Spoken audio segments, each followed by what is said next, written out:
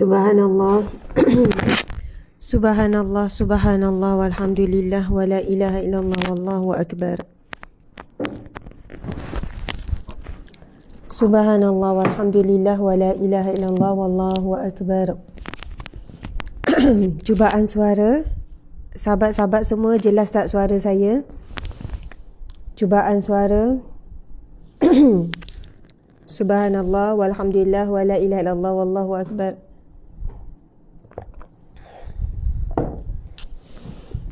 Subhanallah. Sahabat-sahabat semua, saya juga sangat rindu. Sangat rindu, betul. Masya Allah. Betul, alhamdulillah, subhanallah. Jelas ya. Sahabat-sahabat yang dirahmati Allah sekalian. Mochi, Nur Syamiza, Atia Rahman, Mizat Mus, Yoni Raini daripada Indonesia, Pimpia, sahabat DFB pula.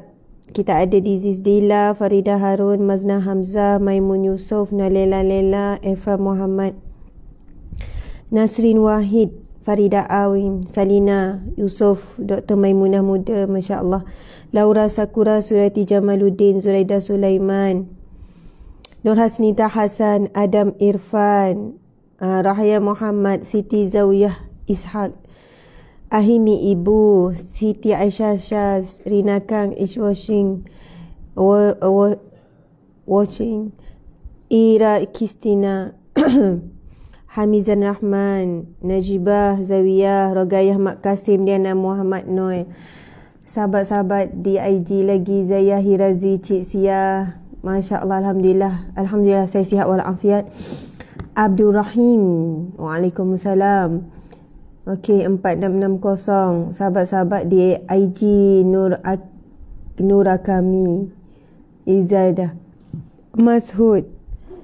Masya Allah, selamat pagi semua. Selamat pagi Selasa yang barakah hari ini. Hari ini selamat pagi Isnin. Selamat pagi Isnin yang barakah. Hari ini adalah hari 3 hari bulan Januari 2022. Masya Allah. Rosna Syarif, Rakiah Don, Jasmine Raji, Nur Aini. Tapi serak Ustaz tak sihat. Okey, ya. Nur Sazwani Sanib, Salina Yusof, Tajul Jaj, Nur Hayanti binti Ismail, binti Selamat, Zaitun Dagang is watching. Dan ramai lagi sahabat-sahabat yang hadir yang tak dapat saya sebutkan.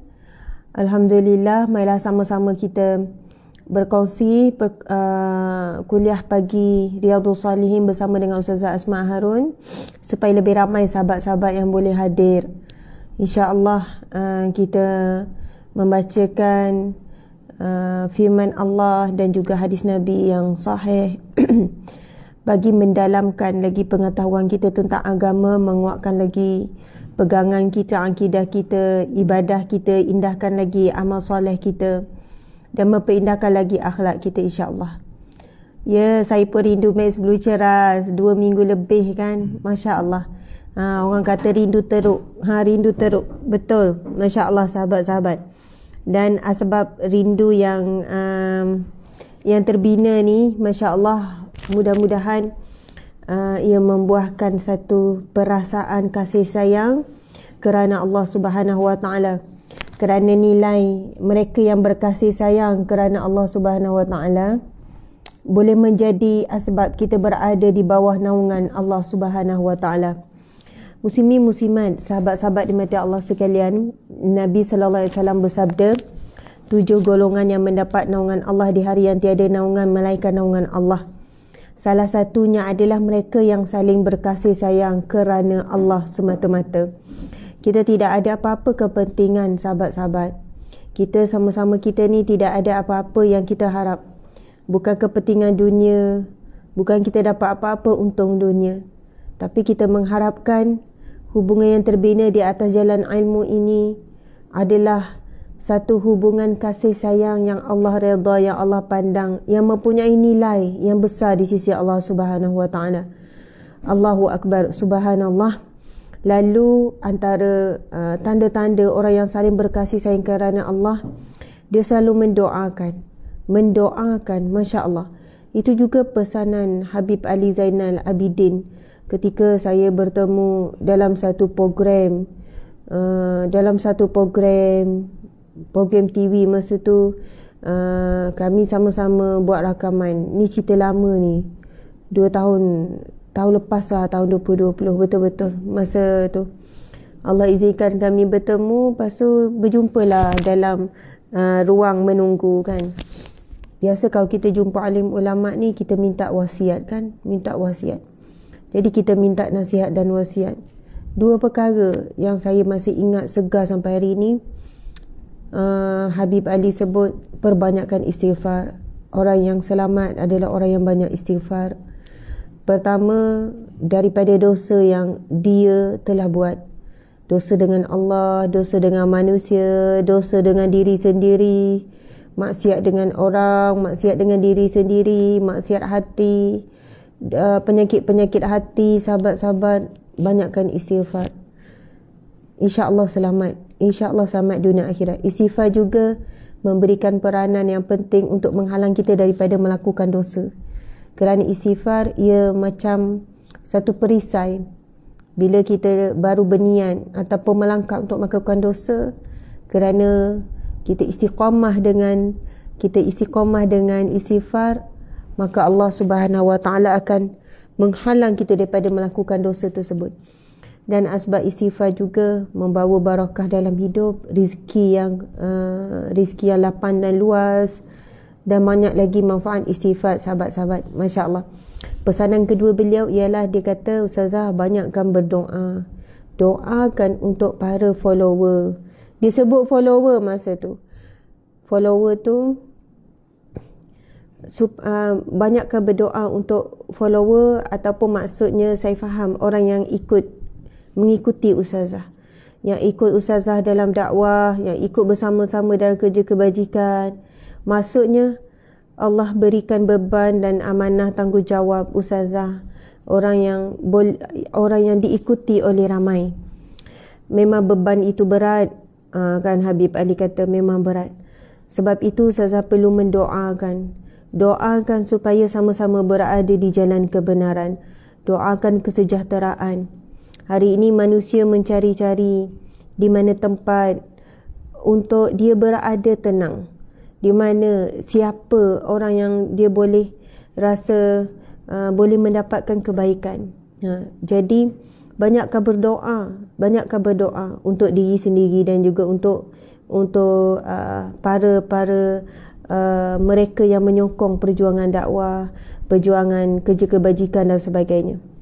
Jadi tuan-puan sekalian, subhanallah, setelah itu menjadi satu amalan. Bukan setelah itulah, sebelum tu pun, bila berdoa, mendoakan juga sahabat-sahabat semua yang kenal atau tidak, yang pernah jumpa atau tidak, yang kita tahu atau tidak. Subhanallah.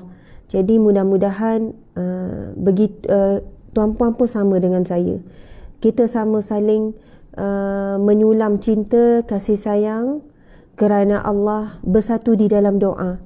Sebab apa? Bila kita sebut saya sayang kepada kamu kerana Allah, itu ungkapan yang diajarkan oleh Rasulullah. Nanti kita pergi kepada hadis tu. Perkataan itu perlu adanya bukti dan tanda. Antaranya adalah mereka yang saling mendoakan. Dan itu doa yang makbul, sahabat-sahabat sekalian. Masya Allah. Ketika saya melakukan ibadah tawaf Kaabah, saya bahagikan setiap kali tawaf. Bila dah masuk tawaf sunat kan, selain daripada doa-doa yang dianjurkan, tawaf yang pertama saya fokus kepada ibu dan ayah. Fokus doa untuk ibu, untuk ayah, subhanallah, macam-macam doa. Kemudian tawaf yang kedua saya doakan pula untuk suami, untuk anak-anak. Lepas tu tawaf ketiga, adik-beradik semua sebut nama, mana yang ingat apa semua, mana yang tak ingat serah pada Allah. Lepas tu tawaf yang ke seterusnya kepada sahabat-sahabat khusus, sahabat-sahabat sekalian, doa secara umum sebab tak nak sebut nama ramai. Lepas tu doakan pula untuk umat Islam. Yang terakhir sekali barulah, maksudnya fokus doa tu untuk siapa? Untuk diri sendiri. Sebab bila kita doakan orang lain, doa tu kembali kepada kita semula. Jadi janganlah risau, jangan bimbang kita doakan orang lain. Dan sebaik saja kami sampai di Malaysia, berita sedih apabila umrah dihentikan sementara waktu. Saya menahan diri daripada menuliskan. Mungkin nanti dah tak boleh tahan, saya post lah. Masya Allah, tentang berita sedih umat Islam. Ia satu musibah yang lebih berat daripada COVID itu sendiri. Apabila ibadah umat Islam dihalang, disekat, disusah dan dipayahkan. Masya Allah, muslimin muslimat, susah kita nak bercakap dalam situasi yang kita bukanlah seorang yang tidak bersetuju untuk semua perkara dalam hal kerajaan buat keputusan dan tindakan. Saya yang baru pulang daripada Masjidil Haram, daripada Masjidil Nabawi, baru pulang ya. Hari Jumaat baru ni baru balik. Sabtu, Ahad, hari ni Isnin. Keputusan PCR pun belum keluar lagi. Duk tunggu-tunggu, tak keluar lagi result, positif ke negatif dan sebagainya. Apa sekarang suasana di sana biasa sahaja. Tidak ada sangatlah ketakutan terhadap virus yang semakin ni. Maksudnya kalau sa'i tu masih lagi orang penuh. Kalau tawaf hari Jumaat, masa hari terakhir kami nak balik tu, penuh, Masya Allah. Sayu, syahdu, muslimin muslimat, solat semua. Memanglah dikatakan berjarak, tapi ia bukanlah berjarak yang betul-betul macam 1 meter ikut sangat. Kan kita boleh nampak lagi lah jarak yang sekadar ambil syarat. Maksudnya penjaga tanah haram ini masih lagi tidak menyekatlah peluang umat Islam. Cuma ada negara-negara tertentu termasuk kita lah yang mula menyekat untuk pergi ke tanah haram. Saya pakai ni, tuan-puan sekalian, saya pakai ni, Masya Allah. Ya, kita ikut kena pakai chip ni. Memang tidak dibenarkan keluar. Kami kawasan, saya anak kecil pun saya tak jumpa lagi. Anak kecil yang 2 orang hari-hari dapat berapa kali mesej, Hana rindu Mi, Hana nak Umi, nangis-nangis. Fatimah yang 2 tahun dengan 4 tahun tu dapat mesej hari-hari dengan penjaga dia, dengan pengasuh kat rumah pengasuh, nak jumpa. Sebab macam dia orang dah tahu kami ni balik dah. Subhanallah, sebab kuarantin kan, dengan anak-anak dalam rumah ni pun memang kita tak jumpa. Kita memang betul-betul jagalah. Ini saya bila balik saya sokong kerajaan buat ni. Sebab dia trace semua pergerakan kita. Tak boleh keluar dalam radius berapa meter daripada tempat kita duduk. Jadi saya kata ini sangat bagus supaya kami yang balik daripada Tanah Suci ni disiplin, tak keluar, betul-betul jaga diri. Alhamdulillah saya sokong tindakan kerajaan ni. Lepas tu saya tanya berapa negara lagi yang kena pakai chips ni. Lepas tu ada alat modem, memang kena letak kat rumah. Jadi kalau kita keluar jauh je, dia tahu, dia boleh trace. Kalau kita buka pun dia boleh trace. Sahabat-sahabat, saya sokong, saya support. Saya kata ya bagus sangat alat ni, bagus supaya kami lebih disiplin. Sebab semua orang perlukan pengawalan. Bukan tak percaya pada jemaah umrah, tetapi kita sendiri tak percaya pada diri kita, takut kita ni langgar peraturan, langgar larangan. Jadi bagus lah ada ni. Masa tu belum keluar lagi larangan untuk menunaikan umrah, disekat sementara, belum lagi. Saya tu bagus ni. Mudah-mudahan dengan cara begini penularan wabak yang disebabkan orang yang balik ni boleh dikawal, insya-Allah. Macam tu kan, support ni. Lepas tu bila saya tanya berapa lagi negara terlibat, 17 negara yang berisiko. Oh banyak. Oh jadi balik daripada Saudi ni, daripada umrah ni baru mula. Ya, dia kata baru mula. Tapi pada negara-negara yang dah lama mula. Esok tu keluarlah arahan ke malam tu. Rasa duka cerita tu tak boleh nak cerita macam mana. Bercampur-campur perasaan. Bercampur-campur perasaan yang Allahu Akbar. Kenapa negara-negara lain tak ditutup sempadannya, tetapi untuk umrah ditutup? Ialah hujah didatangkan dengan jumlah yang tinggi daripada sana. Okey, yang paling tinggi daripada Mekah. Tengok pula jumlah yang pergi ke Mekah berapa.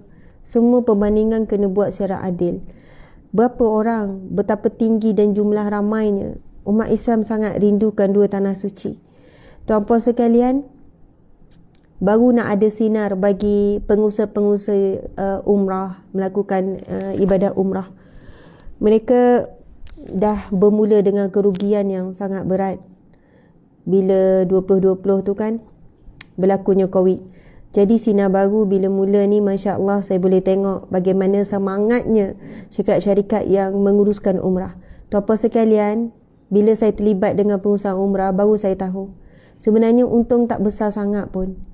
Mereka buat, Allahu Akbar, adalah untuk memudahkan umat Islam menunaikan umrah, menyantuni jemaah, menjaga kebajikan, menguruskan, memberikan layanan yang terbaik. Ia bukan satu perkara yang dibuat kerana keuntungan dunia semata-mata. Kalau kerana dunia, tak kuat tuan-puan sekalian nak jadi mutawif, nak jadi mutawifah, menyantuni jemaah yang pelbagai umur, pelbagai latar belakang, penyakit dan sebagainya. Dan bila dibatalkan tu, tuan-puan sekalian, flight tiket mungkin boleh ubah sebab saya terlibat secara langsung dah sekarang ni, tapi hotel yang telah ditempah tidak boleh dibatalkan. Itu di antara kerugian besar yang baru nak mula dengan kerugian juga. Dah rugi besar dah tahun 2020 dulu. Tuan-puan dimati Allah sekalian, kita faham tentang segala aspek langkah keselamatan ini. Sebab itu saya sendiri buat, ambil vaksin sampai booster, cuba patuhi dan sebagainya. Masya Allah, Allahu Akbar. Dan baru saja bermula dengan trackers ni kan. Jadi saya bayangkan, biarlah tengok percubaan tracker ni dulu, berkesan ke tidak, mengurangkan. Dan tuan-puan sekalian, berapa orang sahabat-sahabat yang saya berhubung, bukan seorang dua, ramai yang balik positif. Mereka sihat walafiat, cuma ada gejala sikit yang ringan saja, sihat walafiat. Dan sebahagian daripada kita baca Omicron yang macam ditakuti sangat ni, dia lebih ringan, dia tidak seberat COVID dan sebagainya. Muslimin-muslimat mati Allah sekalian, maaf ya, mukadimah ni bermula dengan luahan perasaan. Luahan perasaan sikit. Sebab kita ni kan patut mula pukul 7.30. Sekarang pukul berapa ya? Oh, dah 7.40. Jadi kita kena mulalah kuliah kita sebab lama ustazah tak ni kan. Masya Allah. Jadi terima kasih pada semua yang hadir. Masya Allah. Saya bagi salam lagi sekali. A'udzubillah minasyaitanirrajim. Bismillahirrahmanirrahim. Assalamualaikum warahmatullahi wabarakatuh.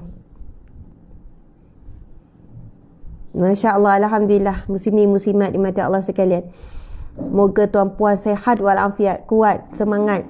Masya Allah. Daripada awal tadi saya dah mula dengan membicarakan tentang beberapa nasihat dan wasiat daripada Habib Ali Zainal. Jadi siapa yang baru masuk boleh tengok balik daripada awal, ketika saya berjumpa dia dulu, sebagai tanda kita ni saling mencintai kerana Allah, kerana Rasulullah sallallahu alaihi wasallam. Ya, saya juga sangat merindukan sahabat, rindu yang rindu yang dalam, yang tulus, diiringi dengan doa. Masya Allah, Alhamdulillah. Jadi seperti biasa, kuliah Riyadhus Salihin kita mulakan dengan bacaan Al-Fatihah, kemudian baca surah apa? Surah Al-Kahfi 10 ayat awal 10 ayat akhir, kemudian Asmaul Husna. Masya Allah. Semua bersedia tak ni? Boleh buka Al-Quran semua? Semua dah bersedia belum? Harap sahabat-sahabat bersedia. Malam tadi saya baca buku ni tuan-puan sekalian. Mungkin kena tengok terbalik. Siapa boleh baca? Siapa boleh baca? Cuba tulis. Siapa boleh baca walaupun tulisan terbalik? Cuba tulis.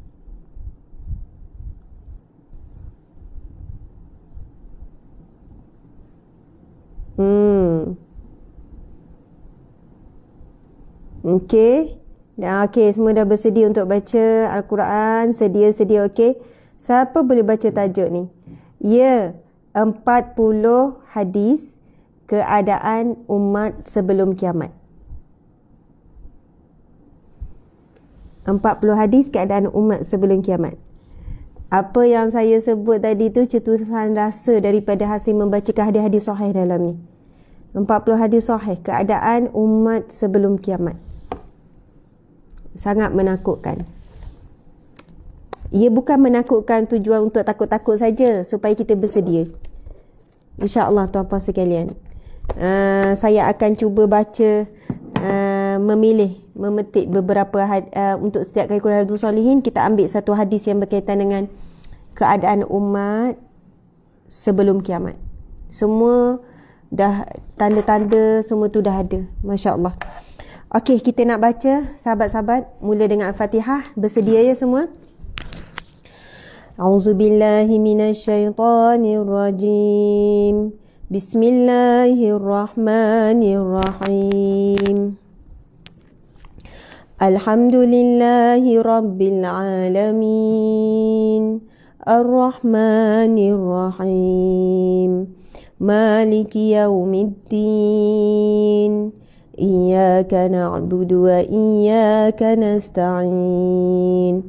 Ihdinas siratal mustaqim. Siratal ladzina an'amta 'alaihim ghairil maghdubi 'alaihim waladdallin. Amin. A'udzu billahi minasyaitonir rajim. Bismillahirrahmanirrahim. Alhamdulillahilladzi anzala ala 'abdihil kitaba wa lam yaj'al lahu 'iwaja qayyiman liyunzira ba'san shadidan min ladunhu wa yubashshiral mu'minin allazina ya'maluna as-salihat anna lahum ajran hasana ماكثين فيه أبدا وينذر الذين قالوا اتخذ الله ولدا ما لهم به من علم ولا لآبائهم كبرت كلمة تخرج من أفواههم إن يقولون إلا كذبا فلعلك باخع نفسك على آثارهم إن لم يؤمنوا بهذا الحديث أسفا إنا جعلنا ما على الأرض زينة لها لنبلوهم أيهم أحسن عملا وإنا لجاعلون ما عليها صعيدا جرزا أم حسبت أن أصحاب الكهف والرقيم كانوا من آياتنا عجبا إذ أوى الفتية إلى الكهف فقالوا ربنا آتنا من لدنك رحمة وهيئ لنا من أمرنا رشدا. أعوذ بالله من الشيطان الرجيم. وعرضنا جهنم يومئذ للكافرين عرضا الذين كانت أعينهم في غطاء عن ذكري وكانوا لا يستطيعون سمعا أفحسب الذين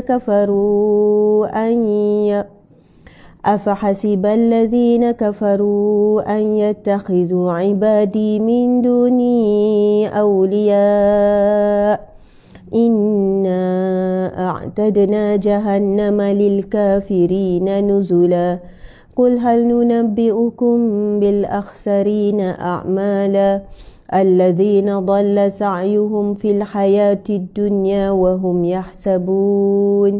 وهم يحسبون أنهم يحسنون صنعا أولئك الذين كفروا بآيات ربهم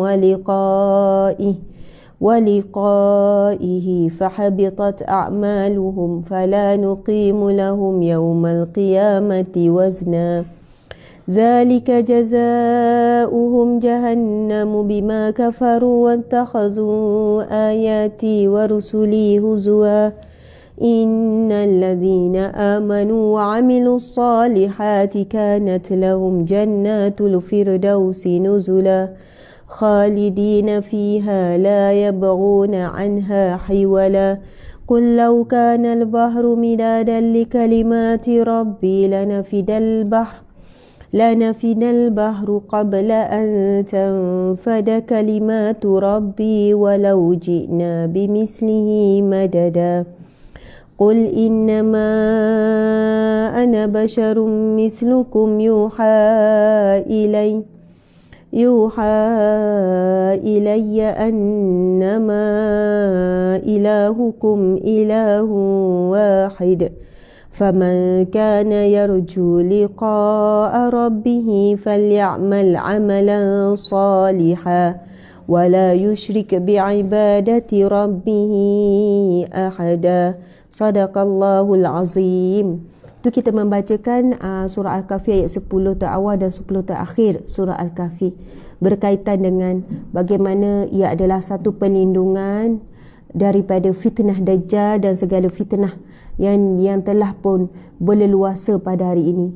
Mudah-mudahan dengan ikhtiar itu Allah memberikan kita pembeza di antara jalan benar dan jalan yang batil, pembeza antara dosa dan pahala yang hari ini saling bercampur, kan, kebenaran dan juga kebaikan dan juga kejahatan yang saling bercampur pada hari ini. Jadi itu disebutkan dalam hadis yang sahih, dan insya-Allah nanti saya tuliskan semula sekali lagi doa untuk kita selamat daripada fitnah kubur, fitnah azab api neraka. Fitnah ni maksud ujian.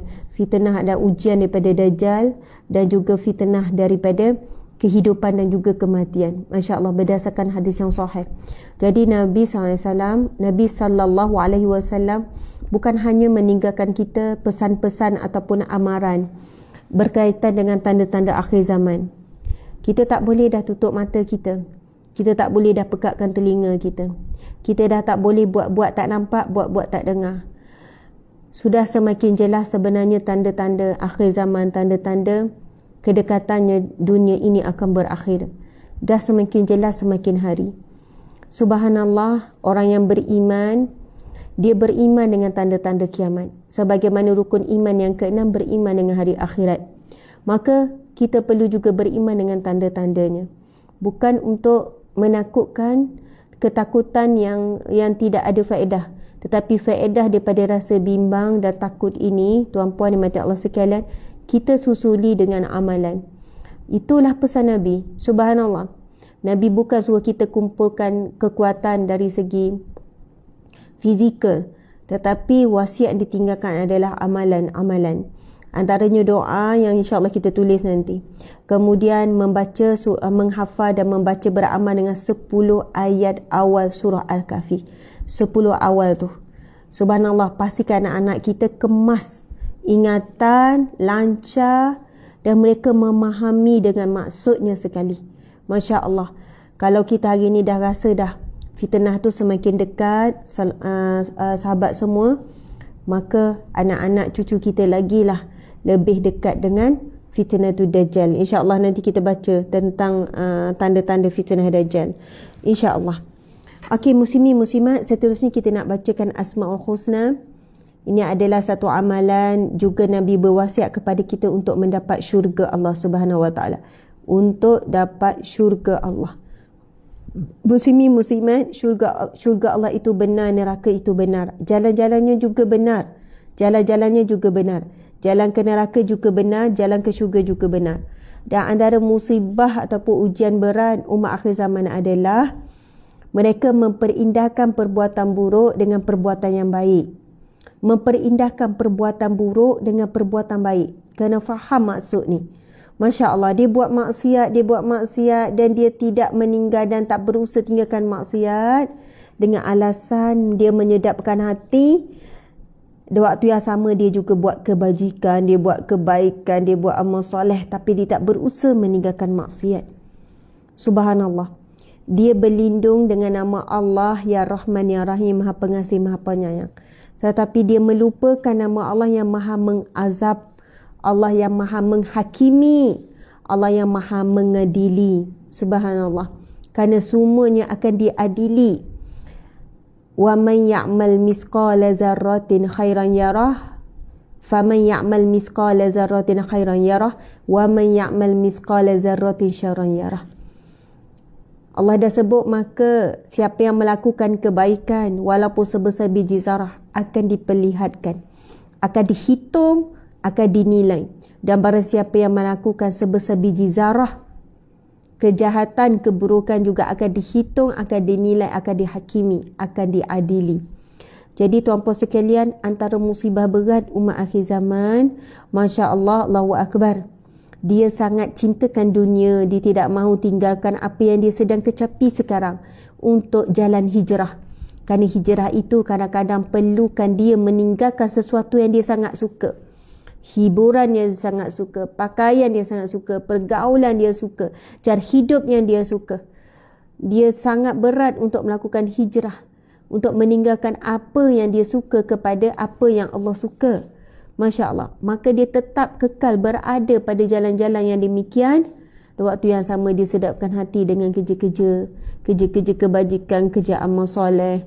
Wallahu a'lam muslimin muslimat. Ramainya manusia yang tertipu, menipu dirinya sendiri, yang mana kata-katanya seolahnya, yang penting aku masih solat, yang penting aku masih beriman walaupun aku pelaku maksiat. Walaupun pelaku maksiat, muslimin muslimat, pelaku maksiat yang secara konsisten dipanggil fasik. Fasik ini orang yang berpanjangan dalam maksiat. Masya Allah, na'udzubillah. Sebab kalau ahli taubat, muslimin muslimat, dia akan berhenti melakukan maksiat. Itu ciri-ciri ahli taubat, orang yang bertaubat. Dia nekat, dia usaha untuk tinggalkan maksiat, dia hijrah. Masya Allah. Tapi kalau bertaubat tapi masih kekal dalam maksiat, muslimin muslimat, bimbang. Kita tergolong dalam kalangan orang yang fasik. Orang yang fasik, na'udzubillahi min zalik. Orang yang fasik juga golongan yang akan diazab. Dia azab kubur, dia azab mahsyar, dia azab. Bimbang sekiranya bila timbangan di mahsyar, beratnya maksiat itu melebihi daripada amal soleh. Jadi na'udzubillah, insyaAllah nanti kita kupas secara panjang lebar lagi, sebab saya tengok ada satu buku yang dikongsikan oleh Ustaz apa nama, Masya Allah, Masa Sina Muhammad, Ustaz Fidaus. Nanti saya akan hubungi untuk beli satu buku kajian oleh seorang pensyarah PhD berkenaan dengan musibah umat akhir zaman, iaitu walaupun aku dalam maksiat, yang penting aku orang yang beriman. Masih lagi beriman kepada Allah, masih lagi beriman kepada Nabi, masih lagi baca Quran, tetapi masih berkekalan maksiat. Ini adalah satu penyakit hati. Penyakit hati, ia bermula pada hati. Hati yang menipu diri sendiri, yang menyedapkan diri sendiri. Sedangkan amaran Allah itu jelas tentang bahaya dan bahana maksiat. Peringatan Nabi juga jelas, tapi dia menyedapkan hatinya. Masya Allah, seolahnya macam inilah bangkai yang busuk lalu ditutup dengan tanah. Tetapi ingatlah, lama kelamaan dia tetap mengeluarkan bau yang busuk. Lalat tetap akan datang menghurung walaupun ditutup dengan tanah. Na'udzubillah min zalik, bangkai tetap bangkai, muslimin muslimat. Kena buang bangkai itu, kena jauhkan, kena buang. Masya Allah, barulah bau wangi, barulah hilang kesan dan sebagainya. InsyaAllah, Allahu Akbar. Okey sahabat-sahabat semua, kita bacakan Asma'ul Husna ya. A'udzubillahi minasyaitanirrajim. Bismillahirrahmanirrahim. Nas'aluka ya man huwallahu allazi la ilaha illa huwa rahmanur rahim.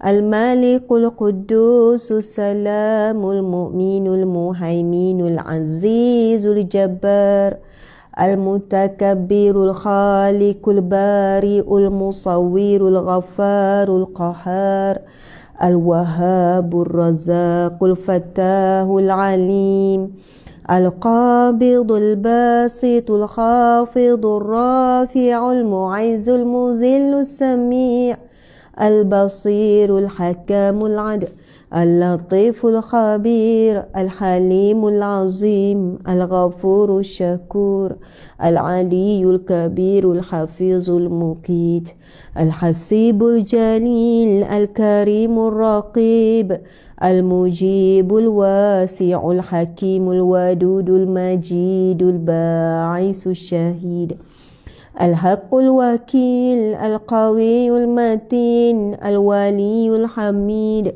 المحصي المبدئ المعيد المحيي المميت الحي القيوم الواجد الماجد الواحد الأحد الصمد القادر المقتدر المقدم المؤخر الأول الآخر الظاهر الباطن الوالي المتعالي البر التواب المنتقم العفو الرؤوف المالك الملك ذو الجلال والإكرام المقسط الجامع الغني المغني المانع الضار النافع النور الهادي البديع الباقي الوارث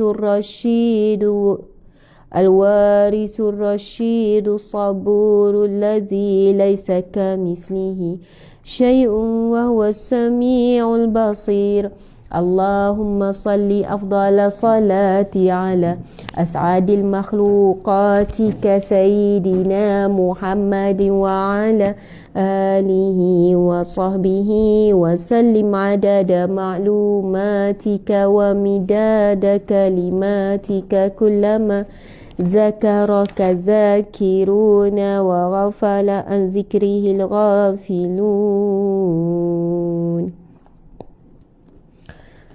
Allahu Akbar, Allahu Akbar, Allahu Akbar. Muslimin muslimat yang dirahmati Allah sekalian,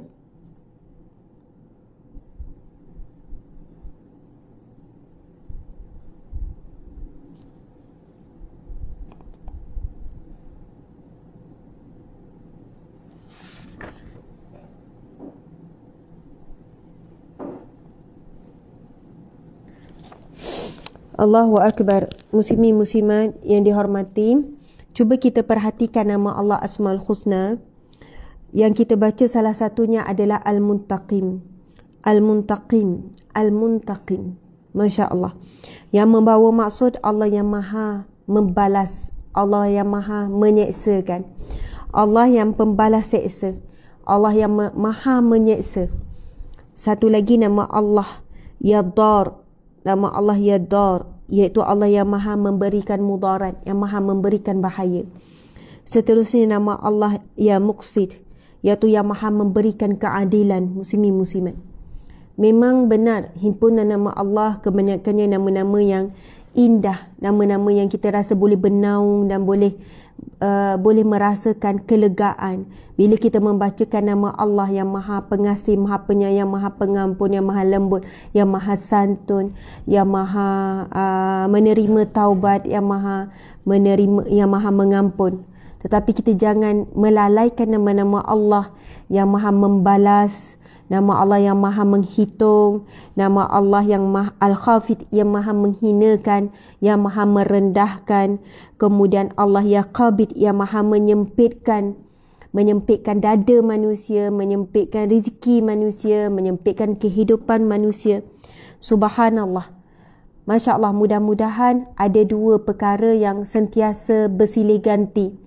Mengharap kepada Allah dan juga takut kepada Allah Subhanahu wa taala. Al-khauf, takut, ar-raja, kita mengharap kepada Allah. Supaya kita ini tidak hanya sekadar terbuai dengan sifat-sifat Allah yang kita rasa kita akan selamat daripada neraka. Sedangkan di sana adanya sifat-sifat Allah yang lain yang memberikan kepada kita peringatan agar kita ini muslimin muslimat tidak lalai dan tidak terleka dengan keindahan-keindahan buayan-buayan gambaran syurga. Dan kita kena juga sebut tentang ketakutan yang kita tak suka ingat dan kita tak sebut, iaitu api neraka Allah Subhanahu wa taala. Allahu Akbar. Alhamdulillah.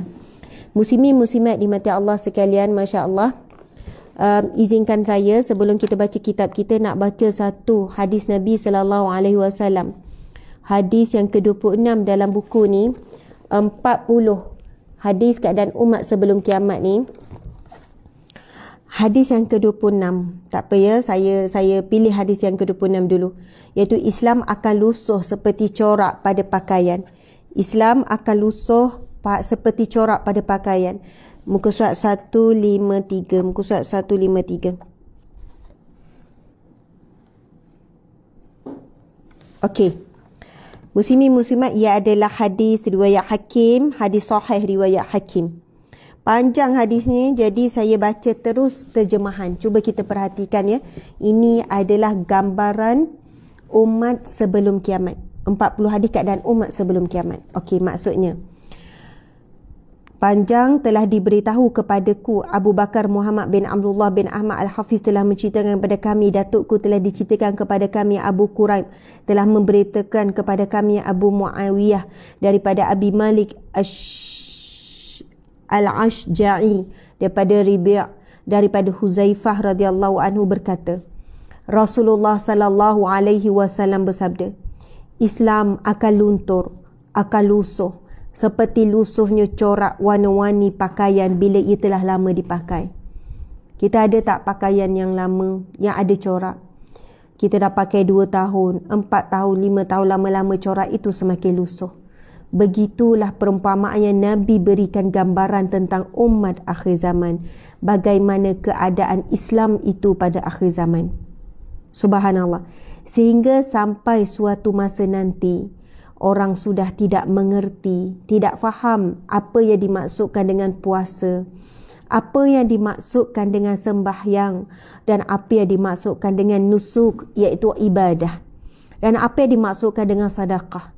Dan Al-Quran akan dihilangkan kesemuanya pada satu malam sahaja. Na'udzubillahi min zalik. Ini hadis yang sahih, sahabat-sahabat sekalian. Al-Quran akan dihilangkan kesemuanya pada suatu malam sahaja. Maka pada esok harinya tidak tinggal di permukaan bumi daripadanya walaupun hanya 1 ayat. Maka yang tinggal hanya beberapa kelompok daripada manusia, antaranya orang tua, lelaki dan perempuan. Mereka hanya mampu berkata, kami sempat menemui nenek moyang kami yang memperkatakan kalimah La ilaha illallah. Lalu kami pun mengatakannya juga.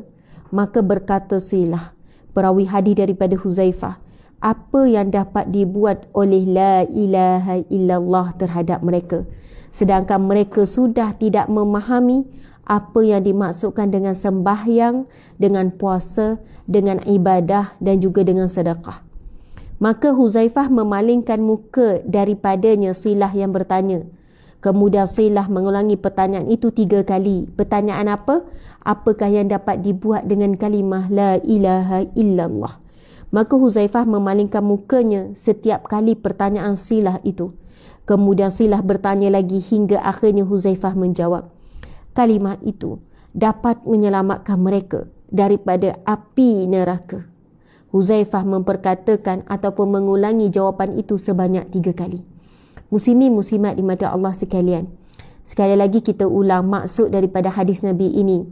Akan satu masa nanti Allah akan menghilangkan Al-Quran pada satu malam saja, sehingga keesokan hari itu tidak ada siapa yang menyebutkan lagi Al-Quran, tidak ada yang membacakan Al-Quran.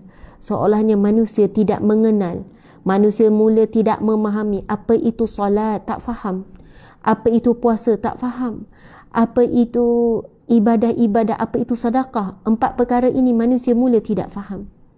Bahkan tinggallah beberapa manusia, kelompok-kelompok manusia yang bercakap, sesungguhnya kami pernah mendengar nenek moyang kami menyebut kalimah La ilaha illallah. Lalu kami pun ulang je balik. Tanpa mereka memahami apa itu La ilaha illallah. Itulah kalimah yang terakhir yang akan tinggal di muka bumi ini, iaitu kalimah La ilaha illallah. Dan saat kalimah ini disebut, mereka yang menyebutkan kalimah ini tidak memahami sedikit pun kalimah La ilaha illallah. Mereka hanya menyebut sesungguhnya kami pernah mendengar nenek moyang kami menyebut kalimah La ilaha illallah, maka kami pun menyebutkan kalimah La ilaha illallah. Allahu Akbar. Lalu Silah ni, perawi hadis daripada Huzaifah ni, dia bertanya, apa yang dapat daripada kalimah La ilaha illallah? Apa yang dapat daripada kalimah ni? Masya Allah. 3 kali dia jawab. Akhirnya Huzaifah, sahabat Nabi ini, menjawab, kalimah itu dapat menyelamatkan mereka daripada api neraka. Muslimin muslimat di mata Allah sekalian, buka mata kita, tengok apa yang berlaku di Riyadh. jarak lebih kurang 8 jam perjalanan daripada Mekah dan Madinah. Sebuah kota Riyadh yang dekat tak jauh daripada kota Madinah. Pada hari ini di kota Madinah, di kota Mekah, ibadah umat Islam dijarak, dihalang dengan pelbagai SOP. Tetapi di tanah Arab yang sama, di tanah yang sama, di Arab Saudi, sama-sama Arab Saudi ni sahabat sekalian, masih lagi berlangsung konsert demi konsert yang manusia berhimpit. Dan dalam minggu lepas kita menyaksikan ada satu konsert yang sangat dahsyat dilakukan. Memang tak putus-putus. Mereka ni jemput artis peringkat antarabangsa, buat persembahan. Saya nak sebut nama, ialah tengoklah sendiri tuan-puan sekalian, siapa yang mengikuti perkembangan apa yang berlaku. Dan memang benar muslimin-muslimat, bila kita pergi ke tanah suci, memang kita menyucikan hati kita daripada apa? Penyakit hati kita sendiri. Menyucikan hati kita dengan melihat tanda-tanda berlakunya kiamat sangat jelas di tanah suci, sangat jelas di Haramain, dua tanah suci ini, sangat jelas di Arab Saudi, sangat jelas. Bila kita pergi tu, kita tengok bagaimana pakaian wanita-wanita Arab yang di kota Madinah dan di kota Mekah sendiri. Bila kita keluar, bila kita tengok bagaimana mereka berpenampilan yang memakai tudung, kemudian rambut bonjol-bonjol tu dah semakin banyak, pakai tudung, pakai niqab tetapi seksi, menampakkan dada. Allahu Akbar. Ini bukan nak mengutuk dan menghina ahli Madinah dan ahli Mekah. Subhanallah muslimin-muslimat, tentang kerosakan jazirah Arab, tanah Arab ini memang Nabi SAW sebut dalam hadisnya yang jelas dalam kitab ni, dalam buku ni pun ada. Bagaimana Nabi kata kerosakan yang bermula daripada tanah Arab, muslimin-muslimat. Allahu Akbar, Masya Allah. Tuan-puan kalau tengok ada konsert yang berlaku dalam minggu-minggu lepas, sebenarnya apa bulan dah konsert Riyadh ni, na'udzubillah, ini di tanah Arab Saudi ni, muslimin-muslimat, orang yang sama yang menjaga tanah suci ni. Ada satu konsert dalam minggu lepas, background kalimah La ilaha illallah Muhammadur Rasulullah. Background konsert, background pentas, yang pentas itu tempat artis berjoget, menari, membesarkan syaitan, membesarkan maksiat, membesarkan hiburan, artis-artis yang berpakaian tapi telanjang, yang dijemput daripada pelbagai negara, yang menjadi tempat Allahu Akbar. Tetapi background ditulis La ilaha illallah Muhammadur Rasulullah. Kita boleh nampak dengan jelas kalimah itu telah menjadi satu kalimah yang tidak membangkitkan keimanan, tetapi hanya menjadi satu perhiasan, hanya menjadi satu logo semata-mata, kerana kalimah itu adalah logo kepada Arab Saudi itu sendiri. Bila kita tengok di pentas yang sama itulah kan, tempat berleluasanya maksiat, membesarkan taghut, membesarkan iblis, syaitan, membesar dan memuja-muja ke arah Dajjal dan sebagainya. Tetapi background yang sama dituliskan sebesar-besarnya kalimah La ilaha illallah Muhammadur Rasulullah, dalam keadaan muzik yang begitu dentam, manusia bercampur lelaki perempuan bermenari-nari sakan. Bila saya tengok tu, saya kata ya Allah, teringat hadis Nabi tentang kalimah La ilaha illallah. Sampai satu saat nanti manusia menyebutkan kalimah itu tanpa memahami apakah yang dimaksudkan dan tuntutan daripada kalimah La ilaha illallah. Allahu Akbar. Perkara tu dah nampak jelas pada hari ini. Dan ia bukan menjadi ayat kita getting better. Bukan akan jadi semakin baik.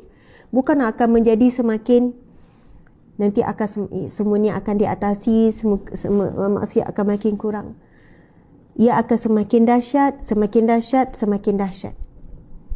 Dan orang yang selamat adalah orang yang mencari jalan-jalan kebenaran, orang yang sentiasa ada awareness, ada kesedaran dengan hadir majlis-majlis ilmu, Seumpama pagi ini, majlis-majlis ilmu yang lain-lain, supaya kita dalam keadaan apa? Mood sedar. Mood sedar. Sedar apa yang sedang berlaku. Sebab ramai yang tidak sedar. Ramai yang nampak tetapi mata hatinya buta. Ramai yang mendengar tetapi tuli. Tuli. Ini disebut di dalam Al-Quran. Bagaimana manusia itu bukannya buta, Allah kata, tapi yang buta adalah hatinya. Sehingga tidak boleh melihat kebenaran. Memang benarlah tuan-puan sekalian, ada kelompok yang menafikan tanda-tanda kiamat. Di kalangan umat Islam sendiri, muslimin muslimat, digambarkan semua perkara dikaitkan dengan fenomena alam, semua dikaitkan dengan teknologi, semua dikaitkan dengan perkara selain daripada tanda-tanda kiamat. Menafikan tanda-tanda kiamat. Sehinggalah nanti apabila matahari keluar daripada barat, matahari kan keluar pada timur, kan, tenggelam di barat.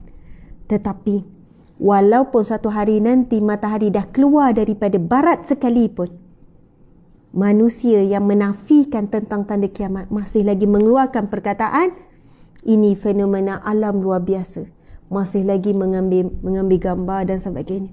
Tetapi bagi orang yang beriman, bila berlakunya kejadian yang dia ada nilai kesedaran, dia terus buat persiapan, terus meningkatkan amalan, memperkemaskan hafazan-hafazan, beramal dengan doa-doa yang Nabi ajar dan sebagainya. Masya Allah, Allahu Akbar. Muslimin muslimat yang dirahmati Allah sekalian, InsyaAllah nanti penutup, tuan-puan bersama dengan saya, kita akan tuliskan satu doa yang Nabi SAW ajarkan supaya kita dilindungi oleh Allah, yang dapat melindungi kita daripada semua yang kita bimbang, semua yang kita takut, semua yang kita rasa tak tahu dah apa yang akan berlaku ni. Allah Subhanahu Wa Taala sahaja yang boleh menyelamatkan kita daripada semua ini, zuriat keturunan kita. Sebab itu Nabi mengajarkan doa ini supaya dibaca ketika dalam solat sebelum kita memberi salam. Dalam solat sebelum kita beri salam. Waktu yang sangat penting, insya-Allah. Nabi SAW bersabda, "Man kana akhiru kalamihi la ilaha illallah dakhala al-jannah." Barang siapa yang akhir kalimahnya la ilaha illallah, maka dia pasti akan masuk syurga. Man kana akhiru kalamihi la ilaha illallah. Barang siapa yang akhir kalimahnya kalimah la ilaha illallah, dia pasti akan masuk syurga. Dan orang yang terakhir, orang akhir yang sebut kalimah la ilaha illallah tadi tu, Masya Allah, walaupun dia tidak faham nak kata betapa besarnya peranan kalimah la ilaha illallah, dia boleh menyelamatkan dirinya daripada api neraka Allah Subhanahu Wa Taala. Sebab itu Nabi sebut afdalu zikru la ilaha illallah. Zikir yang paling afdal, yang paling utama adalah zikir la ilaha illallah. Tiada sembahan melainkan Allah, tiada Tuhan melainkan Allah, tiada tempat bergantung melainkan Allah, tiada tempat meminta melainkan Allah, tiada tempat mengadu melainkan Allah. Maksud kalimah la ilaha illallah itu, bila kita ulang-ulang, kita pasak di dalam hati, insya-Allah kita akan menjadi orang yang bahagia, tuan-puan sekalian. Siapakah orang yang bahagia? Orang yang ikhlas dengan Allah. Orang yang ikhlas dengan Allah, tulus dengan Allah.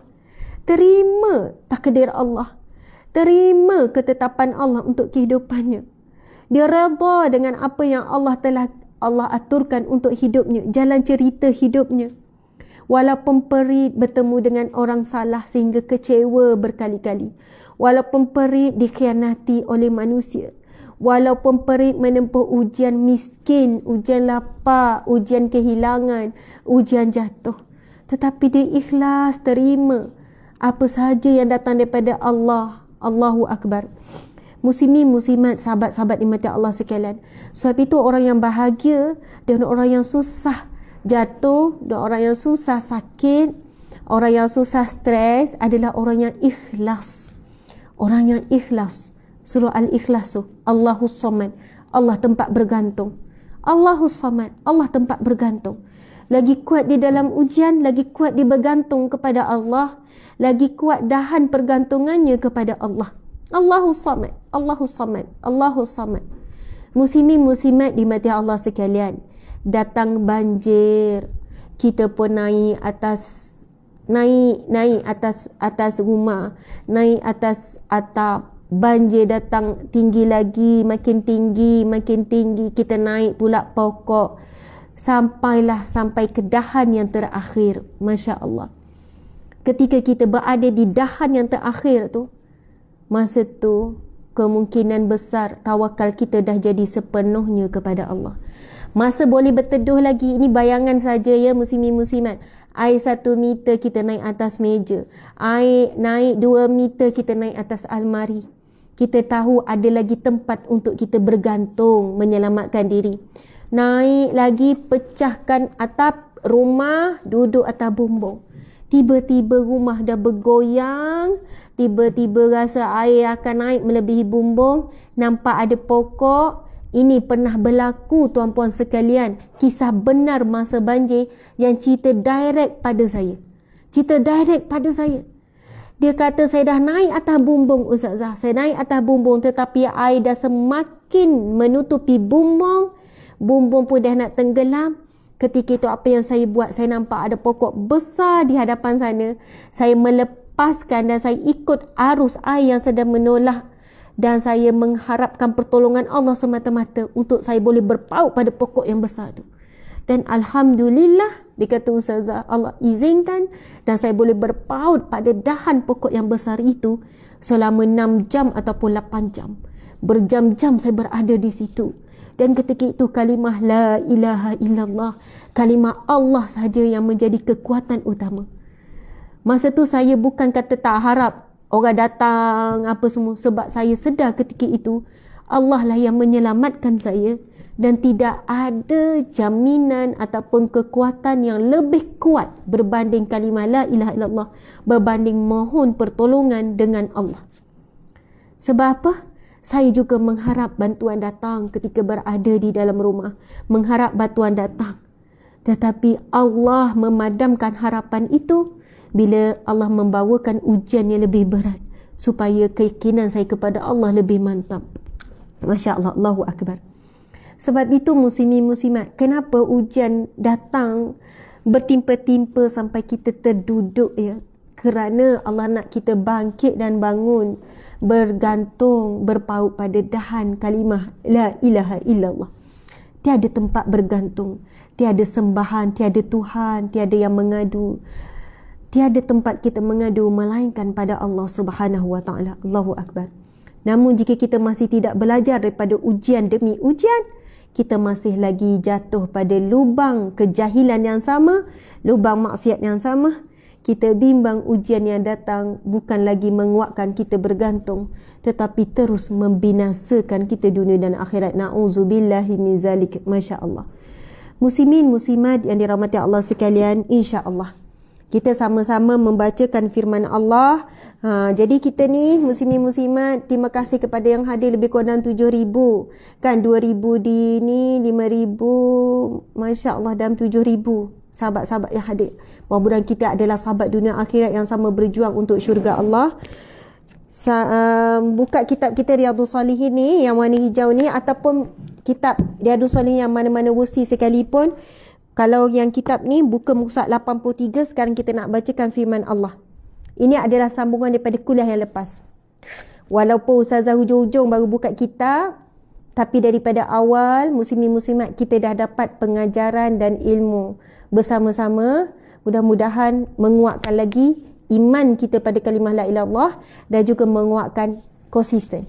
Ustazah, berapa kali sehari tuan-puan sekalian ucaplah kalimah la ilaha illallah sekurang-kurangnya 100 kali sehari. 100 kali sekurang-kurangnya sebut. Tapi jadikanlah amalan 500 kali sehari. Kalau dapat buat 1000 kali lagi bagus. Saya cuba istiqamah la ilaha illallah 500 kali sehari. Anda sahabat-sahabat semua akan merasai manisnya ucapan la ilaha illallah, sehingga kan seolahnya apa jua ujian dan masalah, Bila sebut je la ilaha illallah, la ilaha illallah, walaupun masalah belum selesai, belum nampak jalan keluar, tetapi hati yang berat jadi ringan, hati yang sempit jadi lapang. Allah menitipkan bisikan bahagia dan tenang. Allahu Akbar. Allah menjernihkan yang keruh. Muslimin muslimat dimati Allah sekalian. Sebab itu Nabi dalam sabdanya, ajarkanlah anak kecilmu kalimah la ilaha illallah. Sebab itu mak-mak kita, nenek-nenek kita, bila ayun baby kan, kita masa kecil dulu, la ilaha illallah, la ilaha illallah. Kita yang lelap dulu, adik tak lelap lagi. Ingat tak? Itulah didodoikan anak kecil. Tapi atuk nenek kita dulu tak sampaikan dalam bentuk hadis Nabi. Ayun buai ni, la ilaha illallah ni sebab Nabi bla bla bla. Tak. Nabi bersabda sekian-sekian, tidak. Tapi mereka lebih kepada dapat ilmu daripada guru-guru. Guru kata, ustaz-ustaz kata, ahli ulama kata, bila kamu ayun anak, tidurkan anak, tidurkan dengan kalimah la ilaha illallah. Subhanallah. Ilmu tu turun menurun melalui amalan yang dilihat. Saya ingat daripada kecil memang itulah. Tapi hari ini kita mula menerima pendidikan daripada barat. Masya Allah. Sebelum tidur buat begini kan. Sekian. Padahalnya subhanallah, sebenarnya memang boleh je. Cerita kisah Nabi bagus sangat. Tetapi saya ingat-ingat balik, memang hebatlah amalan. Kenapa masa nak tidur kita tahu masa nak tidur tu antara sedar tak sedar tu. Masa kita macam nak lelap tu apa sekalian, ada istilah dipanggil minda separuh sedar. Minda separuh sedar ni tuan-puan sekalian adalah antara minda yang kuat. Ini boleh bacalah kajian pakar-pakar minda ni kan, nanti orang kata ustazah new age lah pula. Walaupun saya memang selalu dah difitnah ustazah membawa agenda ataupun fahaman new age lah Ustazah Azmah Harun. Wallahu alam tu apa sekalian. Tak tahulah macam mana anda buktikan dan anda tuduh begitu new age, macam-macam lah tuduhan tu kan. Tapi pasal minda separuh sedar ni, bagi saya ia adalah satu ilmu yang dikenal pasti oleh para saintis yang mengkaji tentang keupayaan otak, minda dan sebagainya. Ada minda separuh sedar ni, antara kita sedar dengan tak sedar tu jadi separuh sedar. Muslimin muslimat dimati Allah sekalian. Dalam kita sedar pun, kita selalu pun berada dalam minda separuh sedar. Contoh ya, siapa yang selalu lupa barang yang dia letak? Saya pun sama, kadang lupa. Mana kunci tadi ya? Letak mana tak di bar? Awak sendiri letak awak sendiri. Itulah. Maksudnya mungkin masa kita letak tu, kita letak dalam keadaan tidak sedar. Bukan betul-betul sedar. Sampai kita duduk fikir seharian, duduk cari. Tak jumpa. Masya Allah, Allahu Akbar. Muslimin muslimat, masa anak tu kan dekat-dekat nak tidur, kita zikir la ilaha illallah, la ilaha illallah. Itu hadis Nabi. Ajarkanlah anak kecilmu kalimah la ilaha illallah. Subhanallah. Baby 5 bulan, 1 tahun, 2 tahun, apa yang dia faham dengan kalimah la ilaha illallah? Tetapi telinganya, apa yang kita baca itu menyerap ke dalam hatinya, muslimin muslimat. Membentuk satu hati yang kuat. Membentuk satu hati yang segar dengan kalimah la ilaha illallah. Sehinggakan insya-Allah apabila dia tidur dengan kalimah tersebut, dia bangkit dengan kalimah tersebut. Muslimin muslimat dimati Allah sekalian. Siapa yang membiasakan ditidurkan anaknya dengan cerita TV, dengan kartun, kan? Okey, ramai ibu bapa hari ni nak mudah. Letak anak depan TV sampai anak tu tertidur. Sambil anak tu tengok cerita kartun, tengok kartun tu melompat-lompat kartun. Akhirnya, itulah yang sangat kuat terakam dalam mindanya. Bangun tidur cari kartun. Sikit nak kartun. Tidur sambil main game. Bangun tidur cari game, muslimin muslimat. Tidurkanlah anak kecil kita. Kita sendiri tidurlah dengan zikrullah, tuan-puan sekalian. Ada orang tidur dengan handphone. Belek-belek tertidur dengan handphone. Ada orang tertidur tengok movie. Ini bukan budak kecil ni. Ini adalah orang dewasa hari ini pun sama. Tetapi indahnya kalau kita tidur dengan kalimah la ilaha illallah, la ilaha illallah, ataupun astaghfirullah, astaghfirullah, astaghfirullah, astaghfirullah, astaghfirullah. InsyaAllah kita bangun menyambung zikrullah. Masya Allah, muslimin muslimat mata Allah sekalian, cuba biasakan istiqamah setiap hari kalimah la ilaha illallah 500 kali. Tak mampu saza banyak sangat 500 kali la ilaha illallah tuan-puan sekalian, lebih kurang dalam 15 minit ke 20 minit sahaja. Tetapi ia adalah satu jaminan untuk dapat syurga Allah. Man kana akhiru kalamihi la ilaha illallah dakhal jannah. Siapa yang menyebut kalimah akhirnya la ilaha illallah akan masuk syurga. Kalau saat hidup kita tak sebut kalimah la ilaha illallah sebanyaknya, agak mustahil untuk saat akhir kematian kita nak sebut la ilaha illallah. Masa sehat elok ni tak sebut la ilaha illallah. Adakah kita rasa saat sakaratul maut, saat sakit yang paling dahsyat, kesakitan yang paling dahsyat, dan itu adalah saat yang paling kita takut dalam hidup kita. Siapa yang takut bankrupt, ada yang takut ular, ada yang takut lipas, ada takut hantu, ada yang takut sekian-sekian. Tidak akan boleh menyamai seluruh ketakutan itu jika dihimpunkan dengan ketakutan kita menghadapi kematian kita. Saat kita tahu malaikat maut telah menghampiri, saat kita tahu nyawa kita dah mula di hujung-hujung nyawa, itulah saat yang paling kita takut. Kita mula menggambarkan bagaimana kehidupan di bawah tanah. Kita mula menggambarkan bagaimana kehidupan setelah mati. Bagaimana nak menjawab persoalan munkar dan nakir. Bagaimana nak melalui proses seorang diri. Kita hidup di dunia ini, kita ada ramai. Kita ada kawan-kawan yang ramai, ada suami, ada anak, ada ibu ayah, ada. Tetapi kita tahu kita bakal berpindah ke alam yang kita benar-benar seorang diri berhadapan dengan Allah. Itu saat yang paling kita takut. Saat sekarang dalam keadaan senang, tenang, dalam keadaan tidak ada halangan untuk ucap la ilaha illallah. Kalau kita juga melalaikan kalimah tersebut, bagaimana saat yang sangat genting kita boleh sebut la ilaha illallah. Sebab itu tuan-puan sekalian, cubalah istiqamah beramal. InsyaAllah saya juga nak cuba tuan-puan sekalian istiqamah. Hanya orang yang istiqamah dengan zikrullah, dia pilihlah zikir la ilaha illallah ke apa-apa zikir, astaghfirullah. Hanya istiqamah yang akan merasai kemanisan. Kemanisan sesuatu ibadah, sesuatu amalan hanya akan dinikmati oleh mereka yang istiqamah. Orang yang buat sehari, buat 2 hari, buat 3 hari, buat ustazah macam mana ciri-ciri istiqamah? Sebulan ada 30 hari kan? Kalau dia mampu buat lebih 20 hari dalam sebulan, maksudnya majoriti.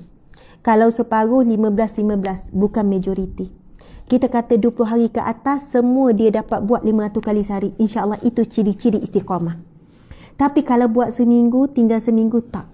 Anda tidak akan rasa lagi kemanisan dan kekuatan berakarnya kalimah la ilaha illallah di dalam hati. Dan orang yang sentiasa melazimi kalimah la ilaha illallah, istighfar, selawat, lidahnya jadi lidah masin, orang kata lidah yang berkat. Bila dia cakap subhanallah, orang akan tunduk pada kata-katanya. Bila nasihat anak, anak mudah dengar. Bila bawa bincang dengan pasangan, pasangan mudah setuju. Bukan kata ini ayat penunduk, tidak. Maksudnya orang yang lidahnya selalu zikrullah, Allah memudahkan apa perkataan yang dia sebut untuk difahami. Subhanallah. Kalau ibu-ibu duduk kata, kenapa anak ni dah ulang banyak kali asyik tak dengar ni, Umi tak tahu dah nak cakap macam mana, kenapa tak faham lagi? Mungkin kerana lidah kita hilangnya hikmah. Hikmah, kekuatan hikmah, kebijaksanaan, kekuatan lidah yang barakah muslimin muslimat. Kita lebih banyak merungut daripada zikrullah. Kita lebih banyak bercakap perkara-perkara yang tidak ada manfaat untuk akhirat. Allahu Akbar, muslimin muslimat. Telah sampai kepada kita saranan, ilmu, banyak peringatan-peringatan. Tidak ada apa yang menghalang untuk kita melakukan melainkan diri kita sendiri. Jadi pada hari ini kita sama-sama memilih untuk berubah. Memilih untuk ubah hidup kita, ubah hati kita. Allahu Akbar, subhanallah. Alhamdulillah, muslimin muslimat dimati Allah sekalian, sebagai penutup insya-Allah. Saya tahu suami saya pun dah bagi signal tu, masa dah habis, dah pukul 8.30 ya. Sekarang dah pukul 8.32. Masya-Allah. Muslimin muslimat, saya ingin membacakan firman Allah Subhanahu wa taala. Allahu akbar. Kita baca kitab kita ni ya. Firman Allah Subhanahu wa taala dalam muka surat 83. Siapa yang nak beli kitab ni boleh beli melalui kami juga, ada di Shopee, ada di website dan sebagainya. Allah berfirman di dalam surah Al-Imran ayat 133 hingga ayat 136. Surah Al-Imran ayat 133 hingga ayat 136. Masya-Allah. A'udzu billahi minasyaitonir rajim. Wasari'u ila maghfiratin min rabbikum jannah. Wasari'u ila maghfiratin min rabbikum wa jannah. Min rabbikum wa jannah. Arduha as-samawati wal ardu u'iddat lil muttaqin. الذين ينفقون في السراء والضراء والكاظمين الغيظ والعافين عن الناس والله يحب المحسنين والذين إذا فعلوا فاحشة أو ظلموا أنفسهم ذكروا الله فاستغفروا لذنوبهم ومن يغفر الذنوب إلا الله ولم يصروا على ما فعلوا وهم يعلمون أولئك جزاؤهم مغفرة من ربهم وجنات تجري من تحتها الأنهار خالدين فيها وَنِعْمَ أَجْرُ الْعَالَمِينَ. Sadaqallahul azim, yang bermaksud, dan bersegeralah kamu mencari ampunan daripada Rabbmu dan mendapatkan syurga yang luasnya seluas langit dan bumi yang disediakan bagi orang-orang yang bertakwa, iaitu mereka yang berinfak, yang melakukan sedekah baik di waktu lapang maupun sempit, dan orang yang menahan amarahnya dan memaafkan kesalahan orang lain. Dan Allah mencintai orang yang berbuat kebaikan. Dan juga orang-orang yang apabila mengerjakan perbuatan keji ataupun menzalimi dirinya sendiri, lalu dia segera mengingati Allah, lalu dia memohon ampunan atas dosa-dosanya. Dan siapa lagi yang dapat mengampuni dosa-dosa perbuatannya melainkan Allah Subhanahu wa taala. Dan mereka tidak meneruskan perbuatan dosa itu sedang mereka mengetahui. Mereka itu balasannya ialah ampunan daripada Rabb mereka dan syurga yang di dalamnya mengalir sungai-sungai, sedang mereka kekal di dalamnya, dan itulah sebaik-baik pahala bagi orang-orang yang beramal. Surah Al-Imran ayat 136. Muslimin muslimat, firman Allah Subhanahu wa taala ini merupakan kalamullah, kata-kata Allah. Terkandung di dalamnya adalah janji Allah bagi mereka yang melakukan beberapa amalan yang disebutkan, adalah syurga yang seluas antara bumi dan langit, dan syurga yang air sungai mengalir di dalamnya. Masya Allah. Kita perhatikan sekali lagi, muslimin muslimat dimati Allah sekalian, tidak ada janji yang lebih kuat, tidak ada janji yang lebih tepat, yang lebih kita yakini melainkan janji daripada Allah Subhanahu wa taala, yang tidak ada keraguan sedikit pun.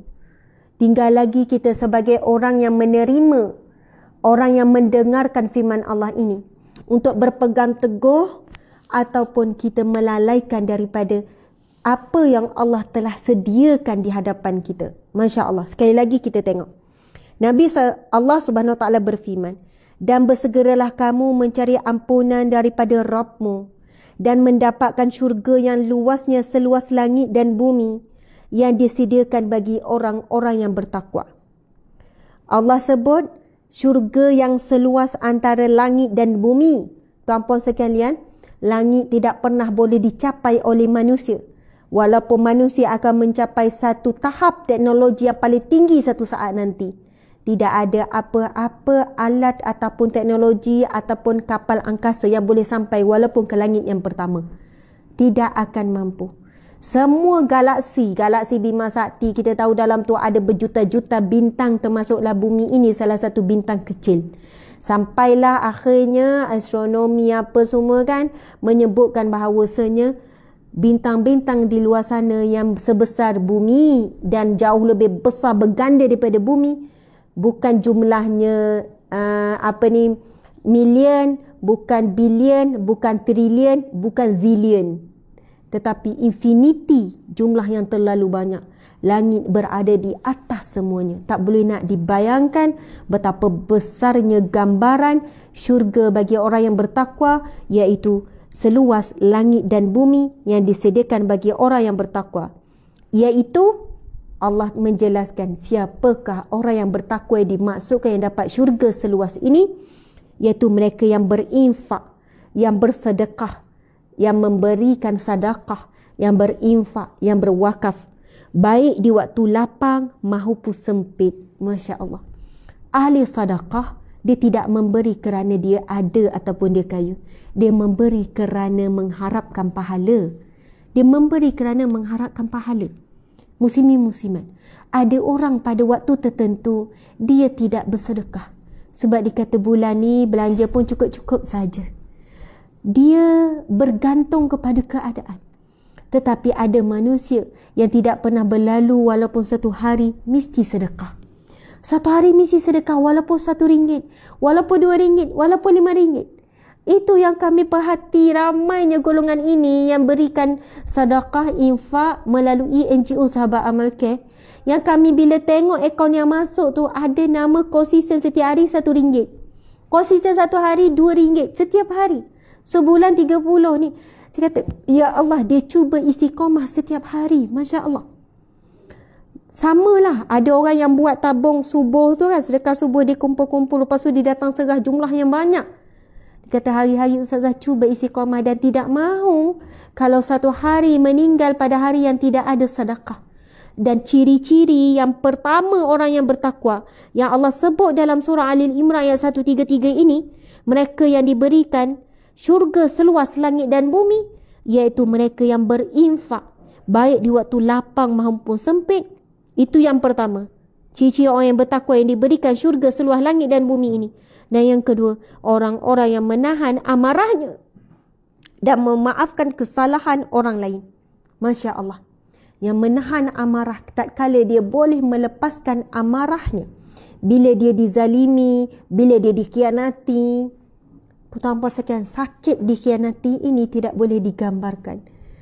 Dan sesungguhnya orang yang paling berpotensi untuk menyakiti kita adalah orang yang paling kita sayang. Orang yang paling kita sayang. Mereka inilah orang yang paling berpotensi menyakiti kita sedalam-dalamnya. Suami, isteri, anak, adik-beradik. Orang yang paling kita sayang, lagi tinggi kita sayang pada manusia, lagi tinggi possibility untuk kita rasa sakit. Masya Allah. Tapi lagi tinggi sayang kita kepada Allah, lagi tinggi possibility kita untuk rasa tenang, rasa bahagia, rasa secure, rasa semuanya. Masya Allah, Allahu Akbar. Muslimin, muslimat. Allahu Akbar. Bukan kata tak boleh sayang manusia ni, boleh. Saya pun sayang suami, sayang anak-anak, semua sayang. Tapi perhatikan kenapa kita terlalu rasa terluka bila kita bergaduh dengan suami berbanding bergaduh dengan kawan-kawan. Kenapa kita rasa sedih panjang sangat bila kita kecil hati dengan anak-anak berbanding dengan anak orang lain? Sebab apa? Lagi kita sayang manusia, lagi kita sayang makhluk, lagi kita sayang kereta, lagi kita bimbang untuk kehilangannya. Lagi kita sayang rumah, lagi kita bimbang untuk kehilangannya. Tetapi kasih sayang yang dibina dengan Allah, kita bina dengan kalimah la ilaha illallah, itu cara kita berkasih sayang dan bercinta dengan Allah. Puji Allah. Puji. Itulah ayat-ayat cinta kita. Ayat cinta dengan manusia. I love you, I want you, I need you. I need you, I want you, I miss you, I cannot live without you. Macam itulah kan ayat cinta manusia. Tetapi ayat cinta dengan Allah, kalimah la ilaha illallah, baca Al-Quran, selawat pula kalimah ayat-ayat cinta kita dengan Rasulullah. Ucap banyak-banyak. Hati kita penuh dengan rasa cinta pada Allah, akan mengurangkan rasa takut kehilangan dunia. Bila Allah ambil bahagian dunia daripada kita, kita tetap boleh bahagia, kita boleh tetap tenang, kita boleh tetap menghadapinya dengan kuat. Subhanallah, Allahu Akbar. Muslimin muslimat dimati Allah sekalian. Dan orang-orang yang menahan amarahnya dan memaafkan kesalahan orang lain. Dan Allah mencintai orang yang berbuat kebaikan. Buat baik pada pasangan, pada anak, buat baik sebanyak-banyaknya tanpa mengharapkan balasan. Kalau dapat balasan, itu bonus lah, itu bahagian yang Allah bagi segera di dunia. Tapi kalau Allah tak bagi, Allah tak izinkan itu berlaku, anak tak balas kebaikan yang kita buat, Masya Allah redha, sebab kita tahu balasan Allah berganda. Walaupun anak kita balas macam mana pun, kita takkan dapat menyamai pengorbanan kita ibu-ibu sekalian, mengandung dan melahirkan dan menyusukan anak dan membesarkan. Mereka sedaya upaya membalas dengan apa jua cara, tidak akan mampu membalas, hanya Allah yang boleh membalas.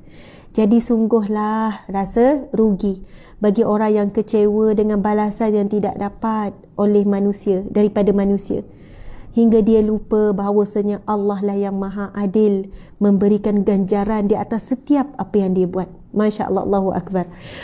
Muslimin muslimat dimati Allah sekalian, Allah sangat cinta orang yang berbuat kebaikan. Dan juga orang yang apabila mengerjakan perbuatan keji, siapa yang buat perbuatan keji, perbuatan maksiat, perbuatan kotor, apa saja, tahap kotor. Ustazah, saya kotor sangat. Kan? Ada yang jumpa kotor sangat. Dia nak gambarkan betapa dia keji, dia hina dan dia kotor sangat. Dia sebut maksiat-maksiat sampai saya tak mampu nak dengar. Puan jangan sebut maksiat puan buat depan saya. Saya tak nak jadi saksi pada maksiat puan. Tuan jangan sebut antara tuan dengan Tuhan, antara puan dengan Allah. Jadilah ia rahsia yang puan pegang betul aib ni. Jangan cerita lagi pada siapa-siapa. Masya Allah. Sebab apa? Tidak ada dosa sebesar dan sekeji sehina apapun, melainkan Allah akan ampuni sekiranya benar-benar menyesal, sekiranya benar-benar menangisi, sekiranya benar-benar bertaubat kepada Allah Subhanahu Wa Taala. Allah Akbar. Ini dalam hadis yang sahih. Manusia yang bawa dosa seluas antara langit dan bumi, Allah ampunkan. Manusia yang bawa dosa sebesar gunung ganang, Allah ampunkan. Manusia yang bawa dosa seluas lautan, Allah ampunkan. Dengan syarat ia adalah taubatan nasuha, taubatan yang sebenar-benarnya. Ini diterangkan dalam firman Allah seterusnya, iaitu mereka yang segera mengingati Allah, yang dan Allah juga mencintai orang-orang yang apabila mengerjakan perbuatan keji ataupun menzalimi diri sendiri. Menzalimi diri sendiri itu dengan buat maksiat, tu kita zalim diri kita, ya. Iaitu mereka segera mengingati Allah lalu memohon ampunan atas dosa-dosanya. Dan siapa lagi yang dapat mengampuni dosa-dosa mereka itu selain Allah? Allah tanya, siapa yang boleh ampunkan dosa ni? Melainkan Allah. Dan mereka tidak meneruskan perbuatan dosa itu sedang mereka mengetahui. Dan mereka tidak meneruskan perbuatan dosa. Mereka berhenti. Bukannya menipu diri sendiri, terus menerus menipu diri sendiri, tidak.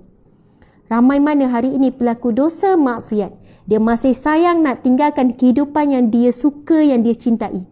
Kehidupan dia, pakaian dia, cara hidup dia, cara bergaul dia, cara penampilan dia, cara bekerja, cari rezeki sekian-sekian. Kan dia buat iklan yang walaupun dia dah aurat seksi-seksi, dia kata inilah cara dia cari rezeki. Tapi saya buat baik pada mak ayah, tapi saya banyak sedekah, saya jaga solat, walaupun saya seksi sekian-sekian. Tuan-puan sekalian, kita tahu dua air, satu bersih, satu kotor, bila dicampurkan semuanya akan jadi kotor. Ini adalah satu musibah dan penyakit umat akhir zaman yang mencampurkan perbuatan maksiat dengan amalan baik, dan dia berkekalan memilih untuk berada di jalan maksiat, iaitu sesuatu yang maksiat ni apa? Tak semestinya berzina, tak semestinya berduaan. Maksiat itu apa? Apa sahaja larangan Allah, itu maksiat kepada Allah. Apa saja larangan, lalu dibuat, dia sedang bermaksiat kepada Allah. Sebab itu Allah Subhanahu Wa Taala berfirman dalam ayat ini, dan mereka tidak meneruskan perbuatan dosa itu sedang mereka mengetahui mereka itu balasannya ialah ampunan daripada Rabb mereka dan syurga yang di dalamnya mengalir sungai-sungai sedang mereka kekal di dalamnya, dan itulah sebaik-baik pahala orang-orang yang beramal. Muslimin muslimat, mustahil dalam satu hati ada dua cinta. Cinta kepada Allah dan cinta kepada selain daripada Allah. Memang kita ada cinta kepada manusia semua, tetapi semua kerana Allah, ada kaitan dengan Allah. Muslimin muslimat dimati Allah sekalian, tidak boleh duduk dalam satu hati cinta kepada pahala dan waktu yang sama cinta kepada dosa. Tak boleh. Mesti kena berpindah daripada kerana kita cintakan pahala, cintakan jalan-jalan hijrah, jalan kebaikan, cintakan syurga, maka kita akan membuang cinta terhadap maksiat, membuang cinta kepada jalan-jalan menuju ke neraka. Itulah bukti cinta yang sejati, cinta yang tulus, cinta yang murni, cinta yang ikhlas. Subhanallah, Allahu Akbar. Muslimin muslimat di mata Allah sekalian, berusahalah kita berhenti menipu diri sendiri. Belajarlah untuk tinggalkan kehidupan yang dibelenggu dengan dosa dan maksiat. Kehidupan yang memang menggembirakan, meringankan dan menyeronokkan. Tetapi hati nurani kita tidak boleh menipu. Hakikat sebenarnya kita tidak tenang. Hakikat sebenarnya seolahnya ada perkara yang belum selesai. Kita masih belum merasai kemanisan dalam solat, kemanisan dalam zikrullah, selagi mana hati kita masih lagi redha dengan maksiat yang kita lakukan. Na'udzubillah min zalik. Berusahalah insya-Allah. Alhamdulillah muslimin muslimat, esok kita akan sambung kuliah Riyadhus Shalihin kita ini dengan membacakan hadis yang ke-26, hadis yang ke-62. Minta maaf, hadis yang ke-62. Insya-Allah. Alhamdulillah muslimin muslimat, terima kasih sangat. Tetapi ada yang menuntut doa tu, saya akan pergi ke whiteboard. Ini doa yang Nabi SAW minta kita amalkan dan baca sebelum bagi salam untuk selamat daripada fitnah dajjal, fitnah kehidupan dan fitnah kematian, fitnah kubur, azab kubur dan juga fitnah api neraka. Komplit dalam doa ni semua fitnah, sebesar-besar fitnah. Ada 5 fitnah. Sebesar-besar fitnah. 5 apa dia? Fitnah azab kubur, fitnah azab api neraka, fitnah dajjal, fitnah hidup. Kehidupan ni banyak fitnah, banyak ujian maksudnya. Dan juga fitnah kematian, kematian su'ul khatimah, kematian yang buruk, kematian yang tidak boleh ucap kalimah syahadah dan sebagainya. Jadi 5 inilah ujian ataupun fitnah yang paling berat, yang jika kita dapat pertolongan Allah, kitalah orang yang paling beruntung. Untuk dapat pertolongan Allah, wajib meminta. Wajib meminta. Bagaimana? Doa.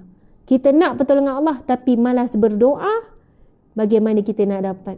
Sebab itu nak mohon perlindungan bukan minta auzubillahi minasyaitanirrajim. Mohon perlindungan ya Allah daripada syaitan yang direjam. Okey, insya-Allah. Kita tengok ya muslimin muslimat.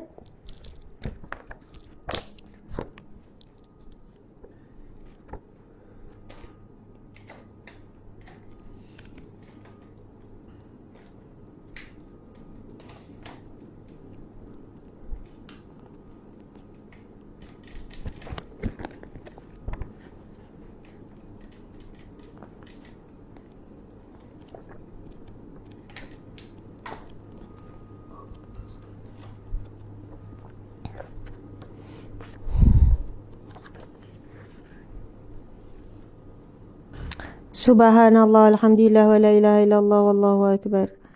Subhanallah, walhamdulillah, wa la ilaha illallah, allahu akbar. Ini adalah doa daripada hadis yang sahih riwayat Muslim nombor 588. Hadis sahih riwayat Muslim. Hadis masya-Allah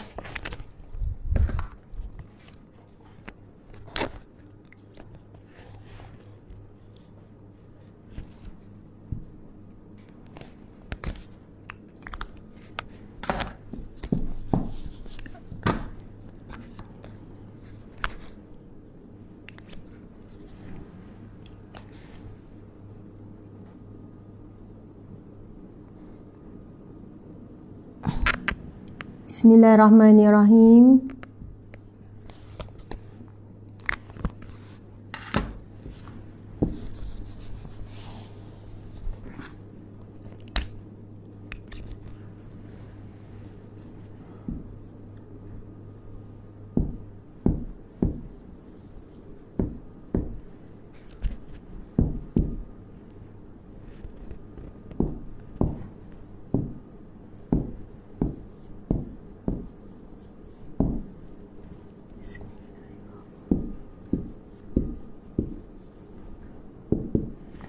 Bismillahirrahmanirrahim. Allahumma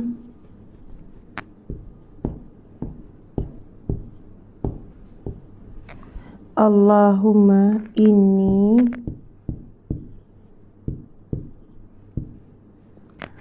a'udzubika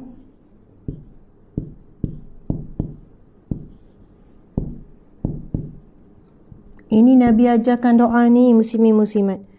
Allahumma inni a'udzubika min azabi jahannam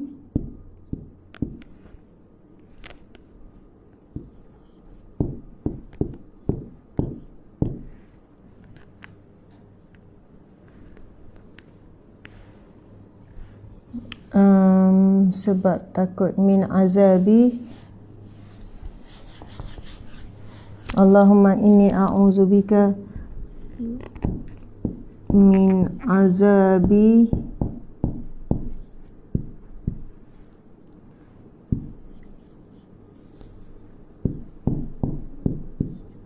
jahannam wa min azabil qabr.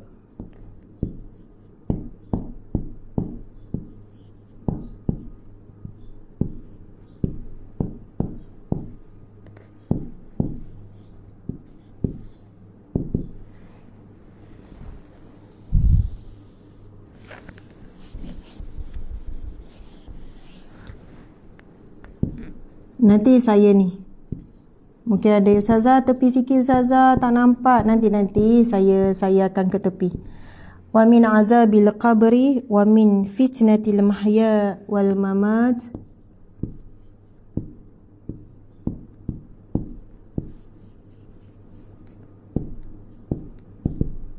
Mungkin lah ya ustazah, saya dah hafal tapi lain sikit lah ya. Tak ada masalah, berubah sikit-sikit tapi masih sama. Wa min fitnatil mahya.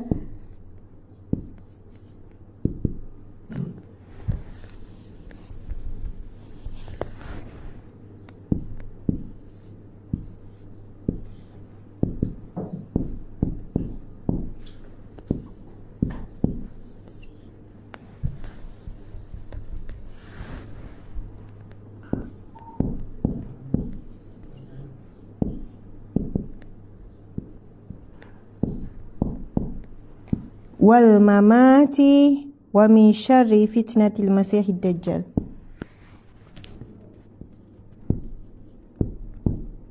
Wa min syarri fitnati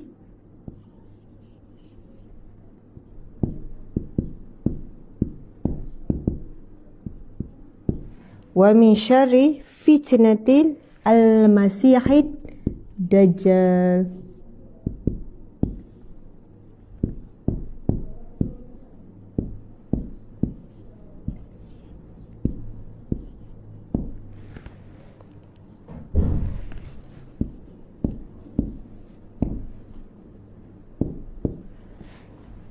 Okey, tuan-puan sekalian, ini adalah hadis riwayat Muslim.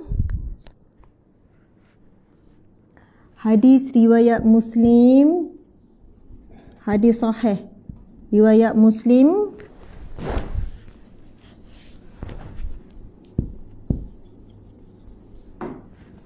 Hadis nombor 588. Okey, masya-Allah.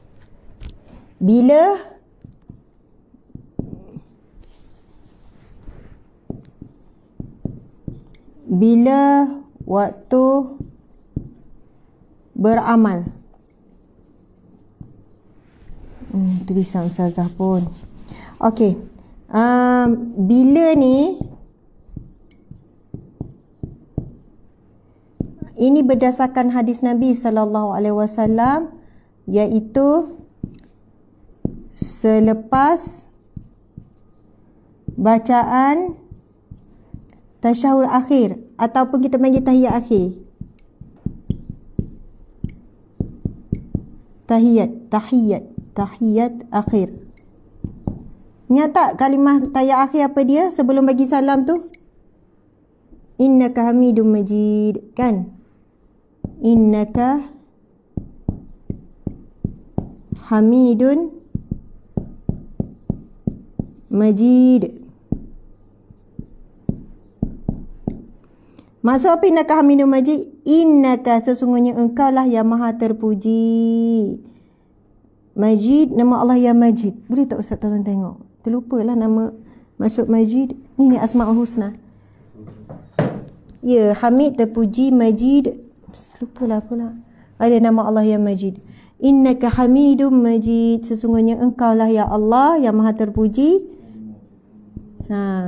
Dah baca ni, jangan bagi salam lagi. Jangan bagi salam lagi muslimin muslimat. Innaka Hamidum Majid, engkaulah ya Allah, sesungguhnya engkaulah ya Allah yang maha terpuji dan yang maha mulia. Majid, mulia. Jangan bagi salam lagi Assalamualaikum warahmatullahi. Jangan masa tu baca doa ni. Subhanallah, ini adalah doa yang menjadi amalan Nabi SAW. Dan ini adalah doa yang Nabi ajarkan sebelum kamu memberi salam. Selepas baca tahiyat, Nabi kata bacalah doa ini. Sebab itu kita sebut Nabi SAW bukan hanya memberikan kepada kita khabar-khabar, tanda-tanda kiamat, tanda-tanda akhir zaman dan sebagainya. Tetapi Nabi juga memberikan kepada kita bagaimana untuk menghadapinya. Bagaimana kita nak hadapi? Dengan pertolongan Allah. Bagaimana nak dapat pertolongan Allah? Mesti meminta dan bermohon. Bagaimana nak meminta bermohon? Inilah dia. Nabi SAW mengajar kita doa, Allahumma ya Allah, inni a'udzubika, sesungguhnya daku mohon, kan, sesungguhnya.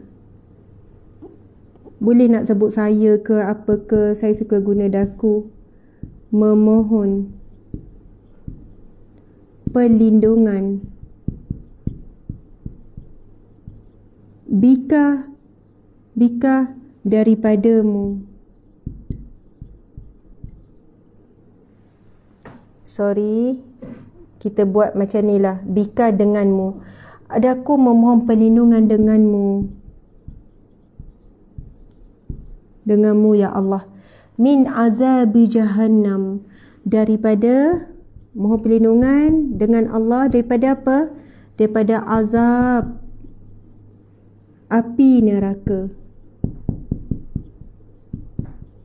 Wa min, dan daripada azab kubur.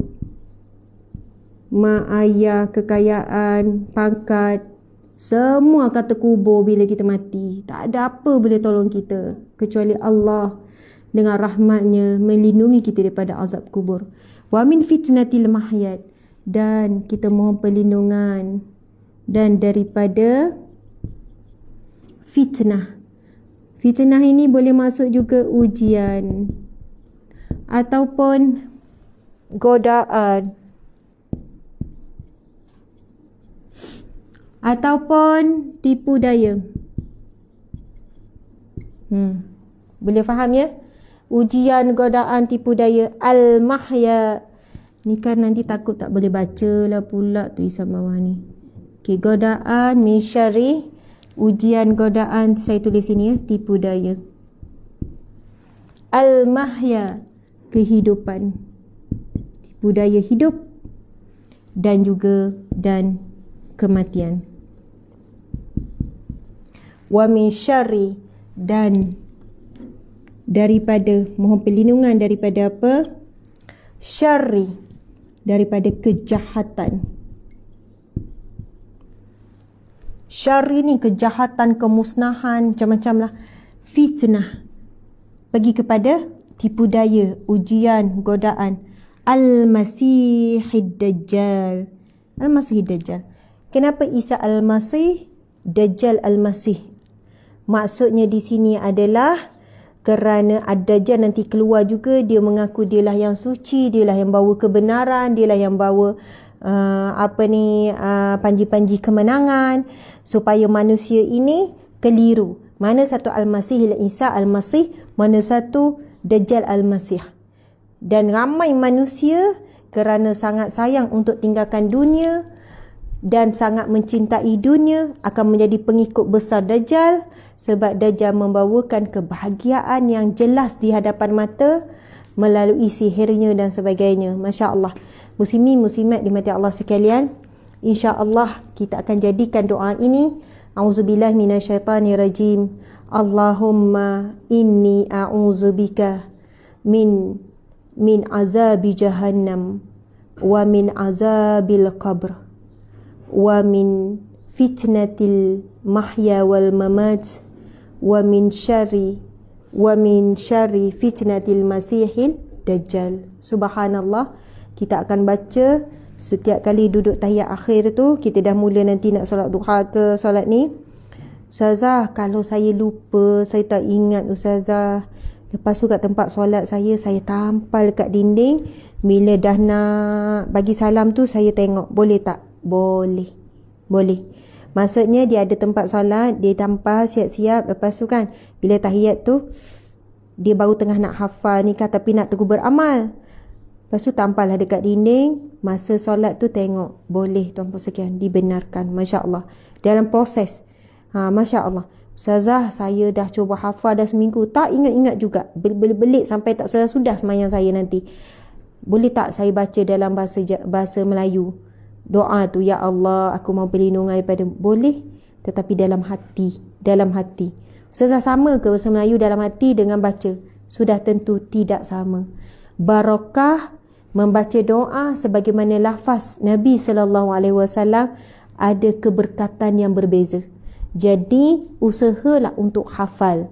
Siapa yang berusaha dia akan berjaya. Di mana ada kemauan di situ di jalan. Macam-macam lah ya. Kalau tak dipecahkan buyung takkan dapat sagu. Macam-macam lah ayat tu nak bagi semangat. Memang boleh tuan-puan sekalian.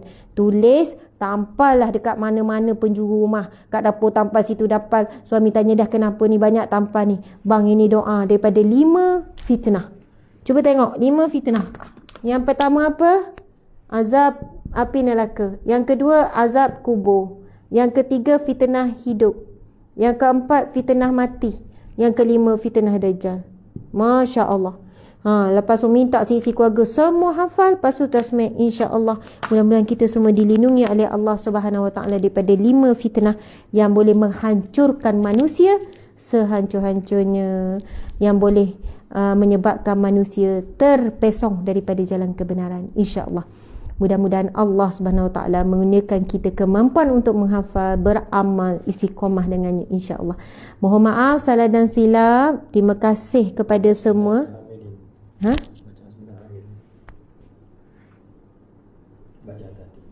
Oh, tadi ada. Okey, tadi ada kesilapan. Bacaan sebenar tadi ada salah sikit. Saya baca surah Ali Imran tadi tu ya. Okey. Mungkin ada sekali dua ada salah, ada betul. Saya ada baca. Okey, minta maaf ya. Okey, sahabat-sahabat dimati Allah sekalian, Masya Allah. Kita tangguhkan kuliah kita dengan bacaan surah Wal-As dan tasbih kafarah. Bismillahirrahmanirrahim. Subhanakallahumma wa bihamdika asyhadu an la ilaha illa anta astaghfiruka wa atubu ilaik. Bismillahirrahmanirrahim. Al-aslan fi khus ila allazina amanu wa amilus solihin wa tawassaw bil haqqi wa tawassaw bis sabr. Sadaqallahul azim. Wa bila taufiq wal hidayah. Assalamualaikum warahmatullahi wabarakatuh.